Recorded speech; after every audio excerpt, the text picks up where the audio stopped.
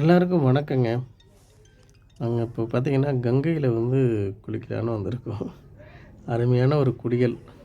சும்மா ஐஸ் தண்ணியில குளிச்ச மாரி ஜில்லுன்னு அந்த தண்ணியில குளிக்கிறதே ஒரு சுகமான ஒரு விஷயம் தான் அது.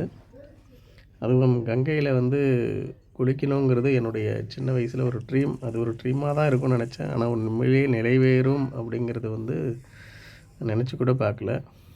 அது நிறைவேறிடுச்சு. அதுக்கு உதவி செஞ்ச சில நண்பர்கள், அவங்களுக்கு ரொம்ப நான் நன்றி சொல்றேன்.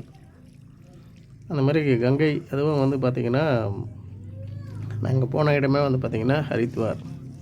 அந்த ஹரித்வார் கிட்ட இருக்கக்கூடிய அந்த கங்கையில போயிட்டு, அதாவது அது தொடங்கி வரக்கூடிய ஒரு கொஞ்சம் தூரத்திலேயே நாங்க அந்த இடத்துக்கு போய் குளிச்சிருக்கோம். அந்த இடத்துல ஸ்நானம் பண்ணியிருக்கோம் அப்படிங்கிறது நிச்சயமா ஆச்சரியமான விஷயம். அதுக்கப்புறமா பார்த்திங்கன்னா, அங்கே சில தரிசனங்கள்லாம் முடிச்சுட்டு அப்புறமா காசியில கும்பமேளா முடிஞ்ச பிறகு நிறைய அகோரிகள், அந்த முனிவர்கள், அந்த காட்டில் இருக்கக்கூடிய நிறைய ரிஷிகள் ஒரு இடத்துல கூடுவாங்கன்னு சொல்லிட்டு அந்த இடத்துக்கு போயிருந்தோம்.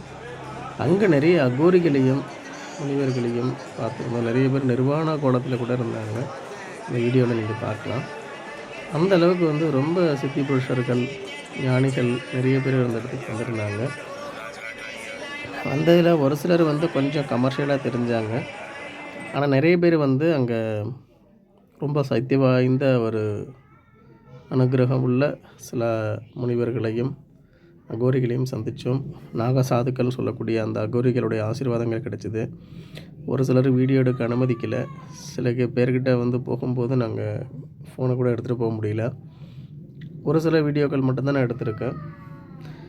நிறைய இடங்களில் வீடியோ எடுக்க முடியல. அதே சமயத்தில் அவங்களுடைய அனுக்கிரகம், ஆசீர்வாதங்கள் கிடைக்கிறது மிகப்பெரிய ஒரு பாக்கியமாக இருந்தது. ஏன்னா அந்த பாக்கியம் கிடச்சிருக்குங்கிறது எனக்கு உண்மையிலே ஒரு சந்தோஷம் தாங்க அது.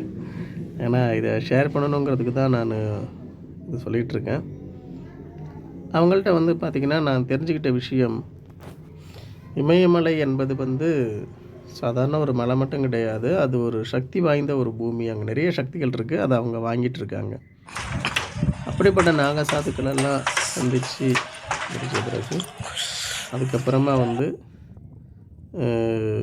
மானசா கோயிலுக்கு போயிருந்தோம். அங்கே போகும்போது இந்த மாதிரி ரோப் காரில் போகலாம். அதுக்கப்புறம் கோயிலுக்கிட்ட போனோன்னா எங்களுக்கு கோயில் ரொம்ப சின்னதாக இருந்தது. ரெண்டாவது பார்த்திங்கன்னா, ரொம்ப பிளாஸ்டிக் மேலே போட்டிருந்தாங்க, கெமிக்கல் பெயிண்ட்டு. அது ஏதோ ஒரு மாதிரி ஆர்டிஃபிஷியலாக இருக்கிற மாதிரி தோணுச்சு. அது ஆத்மார்த்தமாக எனக்கு என்னமோ செட் ஆகலைங்க. ஆனால் அந்த இடம் ரொம்ப புனிதமான இடம். அந்த இடத்துக்கு போயிட்டு வந்தது ரொம்ப ஒரு பெரிய சந்தோஷம், ஒரு ஆத்மார்த்த திருப்தி.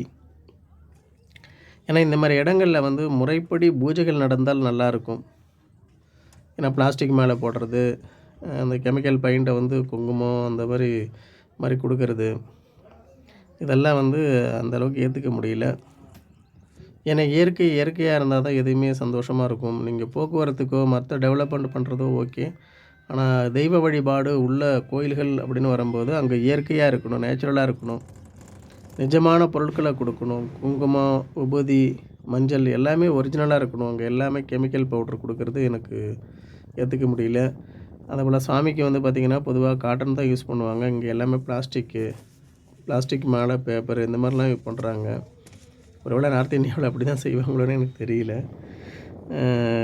சவுத் இந்தியாவில் பார்த்திங்கன்னா, வாசனை இல்லாத பூவை யூஸ் பண்ண மாட்டாங்க. சில ஃப்ளவர்ஸை சாமிக்கிட்டே எடுத்துகிட்டே போக மாட்டாங்க. அங்கே நார்த்தில் பார்த்திங்கன்னா எல்லாமே மாறி இருக்குது. யார் வேணாலும் சாமியை தொடலாம்.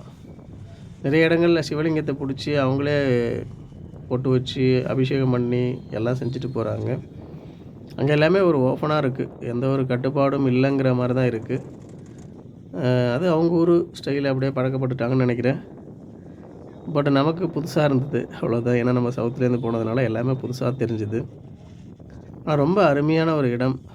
நிஜமாகவே லைஃப்பில் எல்லாருமே சான்ஸ் கிடச்சா போயிட்டு வாங்க. தெய்வ வழிபாடோடு சேர்ந்து இயற்கையை ரசிச்சுட்டு வரலாம். அங்கே இருக்கக்கூடிய வாழ்க்கை முறைகள், அவங்க வாழ்ந்துட்டுருக்கிற முறைகள், ஆனால் நிறைய பேர் ரொம்ப கஷ்டப்பட்டுட்டு தான் இருக்காங்க அங்கேயும். ரொம்ப அருமையாக இருக்குங்க. ஆனால் அரசாங்கம் இன்னும் நல்லா டெவலப்மெண்ட் பண்ணி அதை ஒரு நீட்டாக கொஞ்சம் நல்லபடியாக கொண்டு வந்தால் நல்லது. கடைசியாக வந்து ஒரு இடத்துக்கு நாங்கள் போயிருந்தோம். தட்சன் யாகமன்ன இடம். நான்லாம் புராணங்களில் கேட்டிருக்கேன். ஆனால் நிஜமாகவே அந்த இடத்த பார்ப்போன்னு நினச்சி கூட பார்க்கல. என்னமா இருக்குது பார்த்தீங்களா? தண்ணி அப்படியே சும்மா சூப்பராக இருக்குங்க தண்ணி. அந்த இடத்துல போனோனே இந்த மாதிரி தண்ணி நம்ம ஊரில் இல்லையேங்கிறத ஒரு வருத்தம் இருக்குது. நம்ம ஊரில் வந்து நம்ம நதியில் உள்ள தண்ணியெல்லாம் ரொம்ப அசுத்தம் பண்ணிகிட்ருக்கோம். எப்போ பார்த்தாலும் சாக்கடை விட்றது, அதில் வந்து டஸ்ட்டு போடுறதுங்கிற மாதிரி பண்ணிகிட்ருக்கோம். ஆனால் ஒரு விஷயத்தில் என்னென்னா, அங்கெல்லாம் நதியை வந்து ரொம்ப சுத்தமாக வச்சுருக்காங்க. அந்த தண்ணியை வந்து அந்த அளவுக்கு நீட்டாக வச்சுருக்காங்க. இதுக்கு முன்னாடி எப்படி இருந்துன்னு தெரியாது. நான் பார்க்கும்போது ரொம்ப நல்லாவே இருந்தது. சுத்தமாகவும் இருந்தது.